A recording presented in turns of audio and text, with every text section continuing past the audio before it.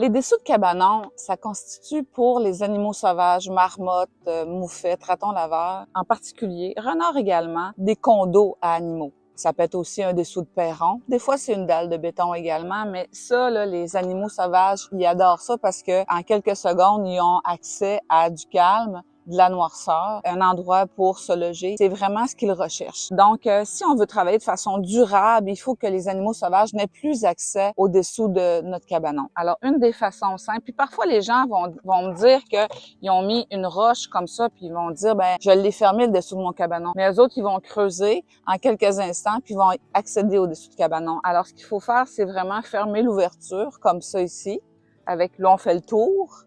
Là, vous utilisez la pierre de votre choix. Puis ensuite, ce qu'il faut faire, c'est apposer un grillage qu'on va venir fixer. C'est du béton, il faut voir un petit peu autrement, mais sinon, vous le fixez après votre cabanon par en dessous. Le truc, c'est qu'il faut qu'il y ait au moins un 2 pieds de grillage au sol. Parce que les animaux, lorsqu'ils creusent, ils creusent pas ici. Ils vont toujours creuser près des structures et s'ils s'enfargent dans du grillage, ils vont trouver que c'est inintéressant. Alors, l'objectif en cohabitation de la faune, c'est de faire en sorte qu'on est inintéressant pour les animaux sauvages. Si votre cabanon est plus au sol puis c'est difficile d'insérer une pierre ou si c'est une petite galerie de ciment qui a juste ça d'espace, l'animal ne sera pas capable d'aller sous la structure. Alors, il faut prendre du grillage et puis il faut l'insérer sous la structure, le plus loin qu'on peut, je dirais. Fait que là, on imagine que la structure est plus basse. Puis à ce moment-là, on laisse dépasser encore là notre grillage de 3 pieds. Et quand il va arriver pour creuser, si mettons que c'est à ça de hauteur, ben il va trouver ça désagréable. Si ça permet, s'il y a ça d'espace, il faut fermer, on peut mettre une brique à ce moment-là. L'objectif, c'est de l'empêcher de sortir.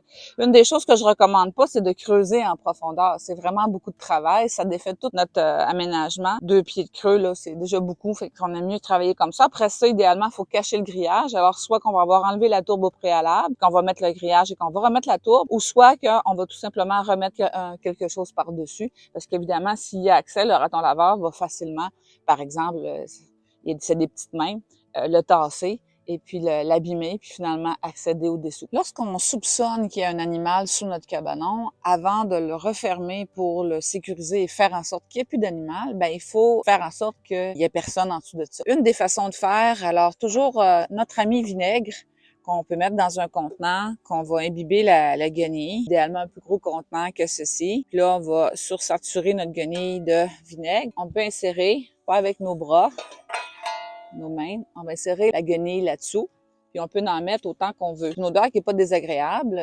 Si ça sent le vinaigre chez vous, c'est moins pire que si vous mettez de l'odeur de coyote partout ou d'autres odeurs qui vendent des fois en quincaillerie que personnellement je voudrais pas avoir, je voudrais pas sentir. Fait qu'on en met un peu partout, donc ça rend la chose indésirable. Souvent, vous savez, vous avez vu qu'il y avait un terrier. Il y a une présence, là, vous êtes capable de voir qu'il y avait un animal là.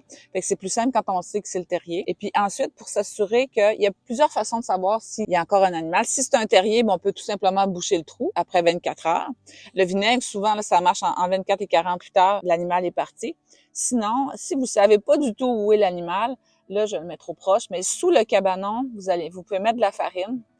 Là, souvent, votre herbe est fraîchement coupée, pas la mienne. Mais à ce moment-là, en mettant de la farine tout le tour, ça vous permet de voir s'il y a eu des pistes ou pas. Vous pourriez utiliser le sable, pas juste une façon de faire. Fait que ça permet de voir. Donc, s'il n'y a pas de terrier, puis que c'est juste un grand cabanon comme ça, puis je sais pas s'il y a encore un animal, ben, je peux mettre de la farine. Et puis, s'il y a de l'épice, ben, je sais qu'il y a tant qu'il y a des pistes, il y a encore un animal là-dessus. Fait que je peux pas fermer le dessous de mon cabanon. Et ça, c'est important à faire. Puis ça, ben, il n'y a pas de limite sur le nombre qu'on peut mettre. C'est juste que vous irez pour chercher vos guenilles probablement après. Donc.